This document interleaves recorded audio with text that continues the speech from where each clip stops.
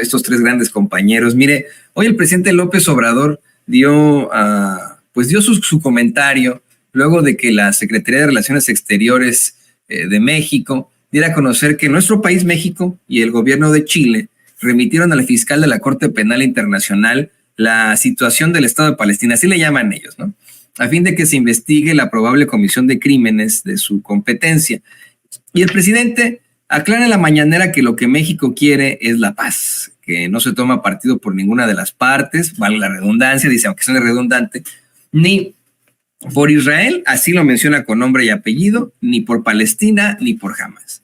López Obrador comenta que lo que no quieren es que los inocentes pierdan la vida y que continúe la irracionalidad de la guerra. Exige un cese al fuego coordinado por Naciones Unidas. Dice que para eso está Naciones Unidas, después de que pues ha perdido la vida de más de 20,000 personas. Y yo insistía hasta el cansancio, la mayoría de ellos civiles que han sido asesinados de forma sistemática por un Estado político, que es el Estado de Israel, entre ellos muchísimos niños y niñas, adultos mayores, mujeres embarazadas, algo que hemos venido denunciando en este espacio desde el principio. Lo que tal vez sea más terrible de esto es que efectivamente, al menos ya tenemos el actuar y la movilización de ciertos gobiernos a enfrentarse a estas circunstancias tan terribles. Me refiero, por supuesto, que al genocidio, queridos compañeros. Tenemos al gobierno de Sudáfrica, en primer lugar, denunciando al Estado de Israel ante la Corte Penal Internacional por un genocidio.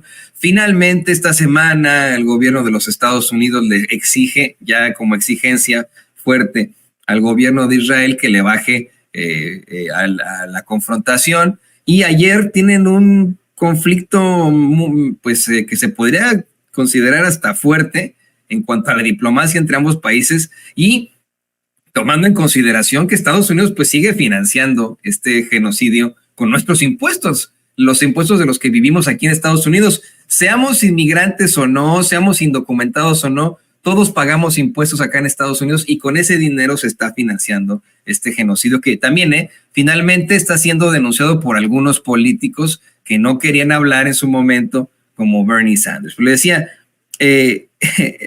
existe en estos momentos una grave problemática a nivel internacional entre Estados Unidos e Israel, puesto que Israel se opone absolutamente a un Estado palestino en cualquier escenario de la posguerra.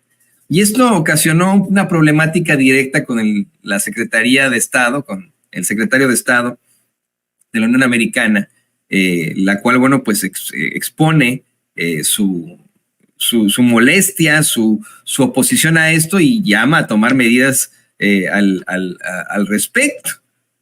Hubo un cambio tenso, según reporta la agencia Associated Press, ¿no?, entre estos dos aliados.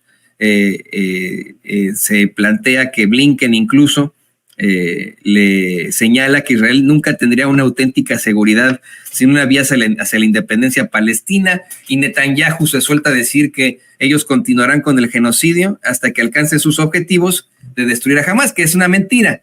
Ya se ha demostrado cómo es que tienen la capacidad de ellos de asesinar precisamente a miembros de esa agrupación política militar llamada Hamas. Lo hicieron en el Líbano hace un par de semanas, y ahora pues vemos que el objetivo en todo caso es el genocidio, al oponerse absolutamente a un estado de Palestina ahí en esa región. La verdad es que es muy desafortunado, pero a pesar de los esfuerzos, a pesar de que el pueblo ha hablado, a pesar de que acá en Estados Unidos no ha habido un solo día en el que no se proteste, se manifieste, o sea, ya se haga una vigilia en contra del genocidio en Gaza, a pesar de que existen ya acusaciones directas a la Corte Penal, en la Corte Penal Internacional al Estado de Israel, querida Lina, estamos viendo lo mismo que ocurrió en cuanto a la guerra de Irak con George W. Bush,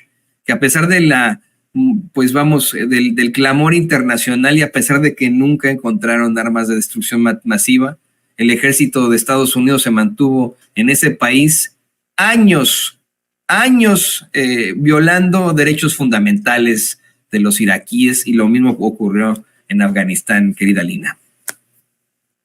Toño, esto ha sido algo sintomático de la política exterior estadounidense, ¿no? Que se han inventado grandes mitos. Recordaremos, no solamente fue esto de las armas biológicas en el caso de Irak. También se habló de que el propio gobierno de Bashar al-Assad hace unos cuantos años, durante el gobierno de Donald Trump, estaba utilizando armas químicas en contra de la población, y por eso es que había que intervenir, había que destruir. En el caso de Libia también, ¿no? Es decir, esto de la democracia y la libertad se usa siempre en beneficio solo de los intereses de Estados Unidos, curiosamente en lugares geoestratégicos, en lugares relevantes, con recursos naturales, sea Venezuela, con pues parte toda la franja del Orinoco, una de las mayores reservas de petróleo en el mundo, sea Bolivia con el caso del litio, sea en su momento en Chile con Salvador Allende, también por el tema del litio y del cobre. Entonces, Estados Unidos claramente está leyendo el mundo en función de sus recursos, en función de lo que puede tener. Y obviamente el territorio palestino no es menor, no solamente es esto de Tierra Santa, sino en realidad es un paso, ¿no? Donde se unen en varios continentes, una franja donde se puede hacer bastantes rutas comerciales. Ahí es en donde tenemos que estar poniendo la vista, porque Estados Unidos se llena, insisto, la boca de democracia y libertad, pero lo que se le olvida es que ese territorio es un territorio ocupado, que esas vidas pues son ya más de 24,000, cerca de 24,000 personas las que han sido asesinadas, cerca de 12,000 son niños, niñas. Las imágenes son totalmente atroces, y por eso es que es tan digna la postura del gobierno de Sudáfrica, que Sudáfrica pareciera, ¿no? Uno diría, bueno, a lo mejor el gobierno de Alemania, que ya vivió esto, ¿no? En su momento sería quien dijera realmente esta consigna que queda del Holocausto, de la Segunda Guerra Mundial, del nunca más, ¿no? El que no se van a repetir los campos de exterminio, no se va a repetir el genocidio, no se va a repetir todos esos crímenes de lesa humanidad. Y resulta que Sudáfrica, que también vivió ese apartheid, esa ocupación, ese supremacismo blanco, como le dicen en Estados Unidos, que es ese gobierno, yo lo digo, esa reserva moral de la humanidad, la que alza la voz y dice nunca más, pero en serio. Y entonces interpone esta demanda ante la Corte Internacional de Justicia, tratando de, pues, un poco explorar, ¿no? Y ya, o sea, me parece atroz que todavía tengamos que convencer al mundo de que esto es un genocidio. Esto ya vimos las imágenes, vemos hoy yo recuperaba un video ahí en Twitter que vi, en donde hay unos de las Fuerzas Armadas israelíes que se visten de dinosaurios y empiezan a disparar misiles, ¿no? Sabiendo que están matando a gente inocente, y lo hacen solo por diversión. Esa ideología sionista tiene que tener ya un límite. Tenemos que detener ese asesinato masivo, esos crímenes de lesa humanidad, ese genocidio en todo su esplendor de la palabra. Ya no hay forma de negar que es esto. Entonces, a eso se han sumado posturas también muy dignas, como el gobierno de Colombia, el gobierno de Brasil, que también habían insistido en que algo estaba pasando, que esto era un genocidio, que no lo podíamos permitir.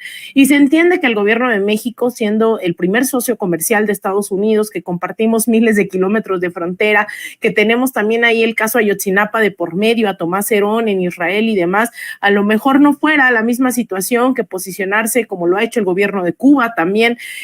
Sin embargo, pues llega, ¿no?, este momento en donde dicen, ¿sabes qué? Pues junto con Chile, que también no es menor, ha sido un aliado histórico también desde los 80s en América Latina de Estados Unidos, dicen, pues también algo está pasando. Entonces, ofrecer este tipo de pruebas, de consideraciones, para que se vea que realmente Palestina está pues viviendo un abuso transmitido en HD, en 4K, 24/7, pues creo que es un gran avance, y es un avance también de quienes hemos insistido que México puede hacer más.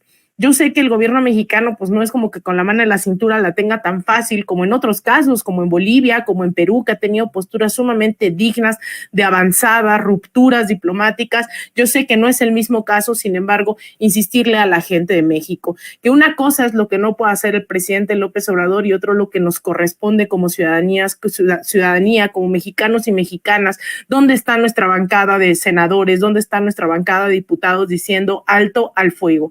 ¿Dónde están nuestros grandes liderazgos, ¿no? Yo he visto, por ejemplo, digo, no es el caso del Fisgón, ahí en el instituto, que todos los días está sacando cartones para evidenciar este genocidio, que hay personas, obviamente, como Omar García, diputado de Ayotzinapa, de sobreviviente de Ayotzinapa, hoy diputado federal, que también ha alzado la voz, pero yo creo que es nuestro deber no conformarnos con lo que tenemos. Tenemos que hacer un gran movimiento global para parar este genocidio.